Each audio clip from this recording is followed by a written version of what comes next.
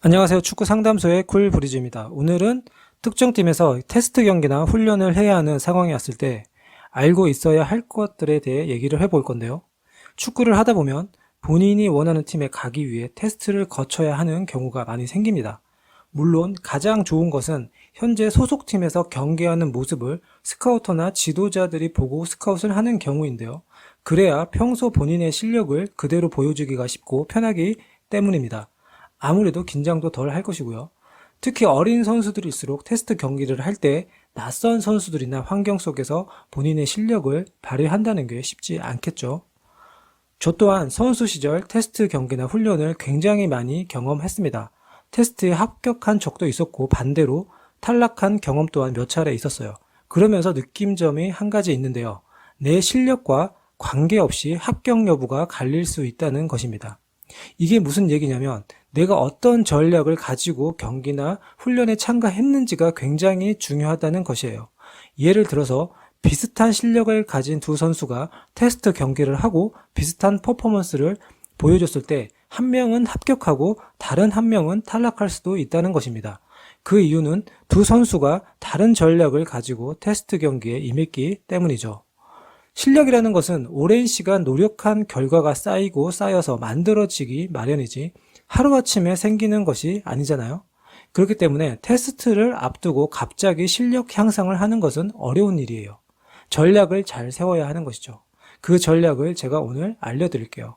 그러니 테스트 경기를 앞둔 선수들은 영상을 집중해서 보시길 바랍니다. 많은 도움이 될 거예요. 첫 번째로는 주도적인 모습을 보여줘라입니다.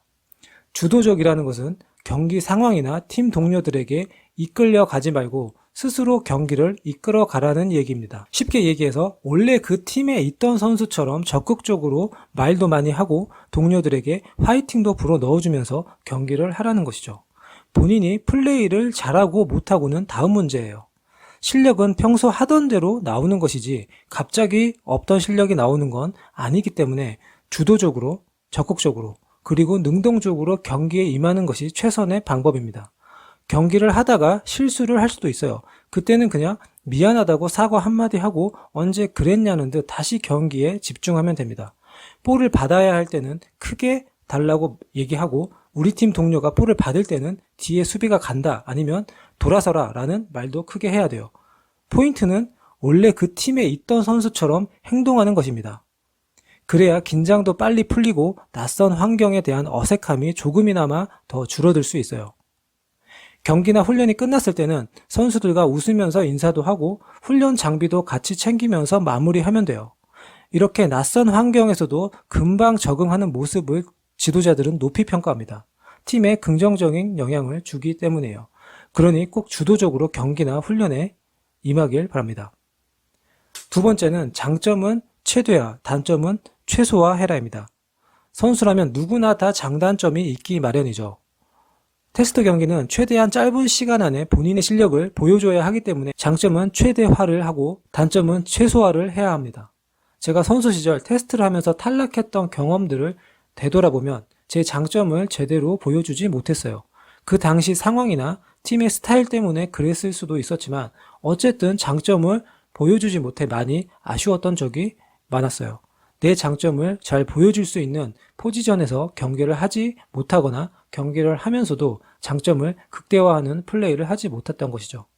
그럴 때는 적극적으로 의사 표현을 해야 합니다.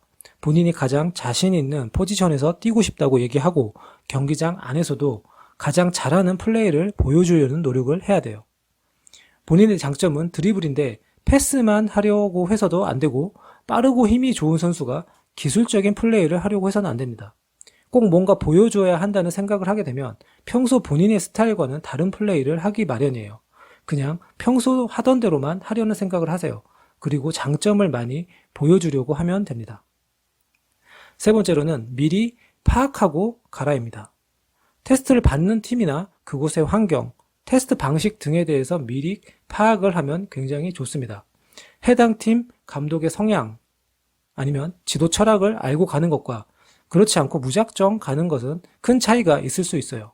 예를 들어 수비를 중요시하는 팀인데 공격만 열심히 하고 수비할 때 대충 한다든지 감독의 전술 지시를 무시하고 본인이 하고 싶은 대로만 플레이하면 결과는 불보듯 뻔하겠죠. 더 나아가 그 팀이 사용하는 포메이션이나 기본적인 전술을 미리 알고 가는 것도 좋은 방법이에요. 그리고 운동장 환경이나 날씨를 고려해 축구화나 훈련 장비를 챙겨가는 준비도 잘 해야 합니다.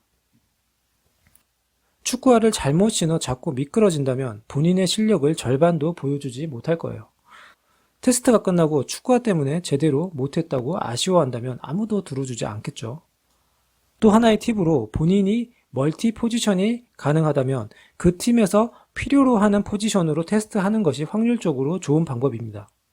본인이 뛰고 싶은 곳에서 뛰는 것도 중요하지만 팀이 필요로 하는 선수가 되는 것이 우선이기 때문이에요. 이렇게 크게 세 가지로 나눠서 얘기해 봤는데요. 이 세 가지는 모두 축구 실력과는 관련이 없는 것들입니다. 물론 이런 전략들 또한 실력으로 보자면 볼 수 있는 것들이긴 해요. 하지만 앞서 얘기했듯이 실력을 하루아침에 끌어올릴 수는 없습니다. 그에 반해 이 세 가지는 생각만 조금 바꿔도 누구나 다 할 수 있는 것들이에요. 저는 조금 소극적이라서 힘들어요 라고 생각하지 말고 조금만 용기를 내보세요.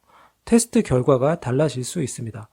해보지도 않고 후회하는 것보다는 그냥 해보는 게 좋은 선택이에요. 여러분들의 앞날을 응원합니다. 시청해주셔서 감사합니다.